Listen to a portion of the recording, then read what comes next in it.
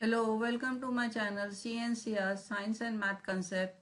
Here we are doing the question for JEE main exam. The question is from class 11 physics, topic is gravitation.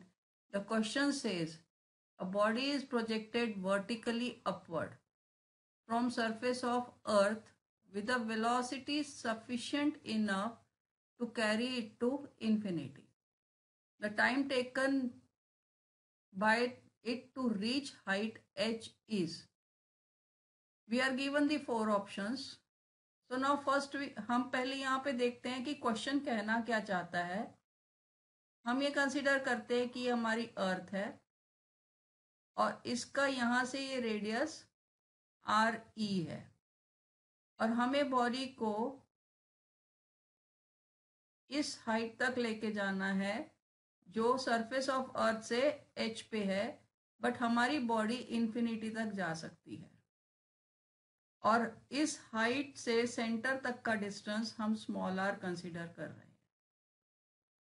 तो हमने surface of earth से जब body को project किया तो उसकी जो वेलोसिटी थी हम कंसीडर कर रहे हैं वी और इस पॉइंट पे आके वेलोसिटी हो गई v.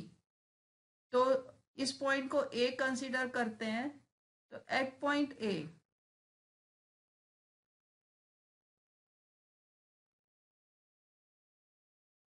सपोज यहाँ पे वेलोसिटी v है तो काइनेटिक एनर्जी हो गई हमारे पास half m v square. Small m mass of body और यहाँ पे पोटेंशियल एनर्जी कितनी हो जाएगी. पोटेंशियल एनर्जी होगी -gmm upon r. Capital m क्या है. कैपिटल m है मास ऑफ अर्थ. अगर हमें सिर्फ बॉडी को इसी हाइट पर पहुंचाना है तो हमारे पास यहाँ पे टोटल एनर्जी 0 हो जानी चाहिए. तो टोटल एनर्जी इस पॉइंट ए पे कितनी है. Half M V square minus gmm upon r. This is equals to 0. ये 0 क्यों हो जानी चाहिए. अगर बॉडी के पास टोटल एनर्जी 0 हो जाएगी तो इसके बाद वो और ऊपर नहीं जा पाएगी. तो हमें क्योंकि पॉइंट ए तक का टाइम निकालना है तो हम यहीं तक की एनर्जी कैलकुलेट करते हैं. तो यहां से हमारे पास आ गया half M V square is equals to gmm upon r. तो यहाँ पे हमारा ये मास कैंसल हो गया. तो हम यहाँ लिख सकते हैं v square is equals to 2gm upon r और फिर v हो जाएगा हमारा under root 2gm upon r. तो ये वेलोसिटी एट पॉइंट ए पे पहुंचकर बॉडी के पास है. अब वेलोसिटी क्या होती है. dr/dt. dr/dt. तो that is equals to under root 2gm/r और हमारे पास जो r है ये है R E plus H, radius of earth. Centre से हमने ये r कंसीडर किया है. तो अब यहां से हमें निकालना है टाइम. तो टाइम निकालने के लिए हम रूट r को लेफ्ट साइड में लेके dr से मल्टीप्लाई कर देते हैं और अंडर रूट 2gm dt कर देते हैं. अब क्योंकि हमें टाइम निकालना है तो dt की टर्म हम लेफ्ट साइड ले जाते हैं. तो अंडर रूट 2 यहाँ पे रूट r शिफ्ट करना है हमें. This is root r. 2gm dt is equals to r to the power half लिख सकते हैं रूट r को dr. अब हम दोनों साइड्स को इंटीग्रेट कर देते हैं. अब रूट 2 कांस्टेंट है, g कांस्टेंट है, m कांस्टेंट है. तो under root 2gm integration dt is equals to integration r to the power half dr. अब लिमिट्स हमने जिस टाइम पे बॉडी को प्रोजेक्ट किया था 0 to टाइम t, ये रेडियस ऑफ अर्थ से चला है RE+H तक गई है बॉडी।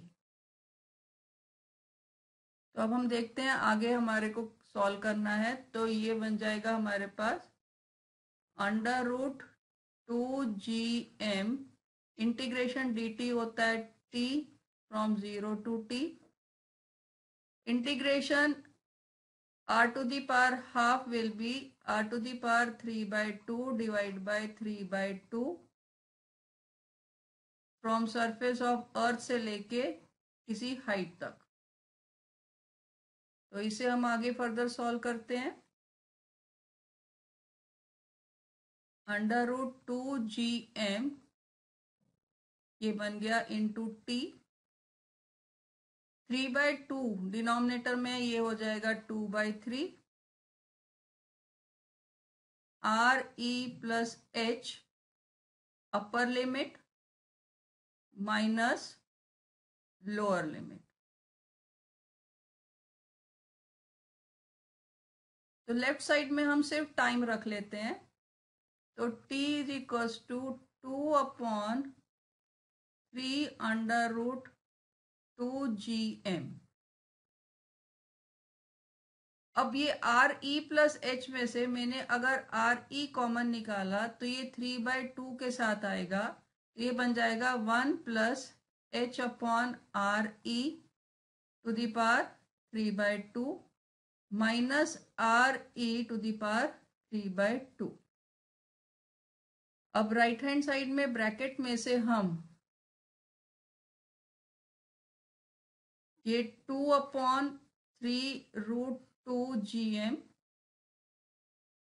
RE अगर मैंने कॉमन निकाला तो RE to the power 3/2 common निकलेगा, ब्रैकेट में आ जाएगा 1 + H/RE to the power 3/2 minus 1।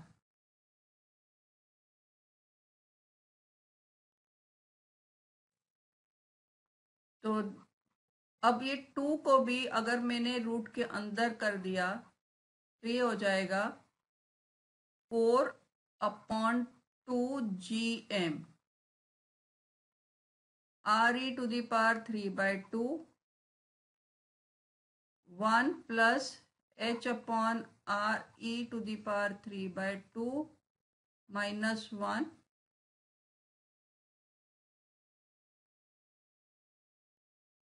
तो this is equals to 1/3√2।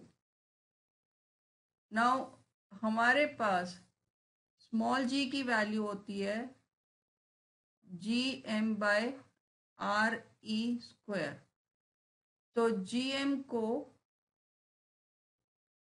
g into RE² लिख सकते हैं, और ये RE टू द पावर 3/2 को हम यहाँ पे RE³ लिख सकते हैं, bracket 1 + H/RE to the power 3/2 minus 1। तो फाइनली इसे अब हम आंसर लिखते हैं। This is 1/3√2RE, RE² cancel हो गया, upon G, bracket 1 + H/RE to the power 3/2 minus 1। तो हम ऑप्शन में जाके ऑप्शन चेक करते हैं कि हमारी ऑप्शन कौन सी है।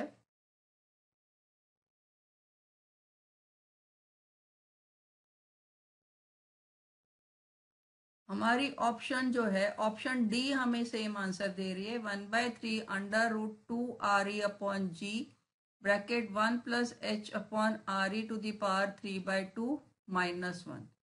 That means option D is the correct answer. That is all for this question.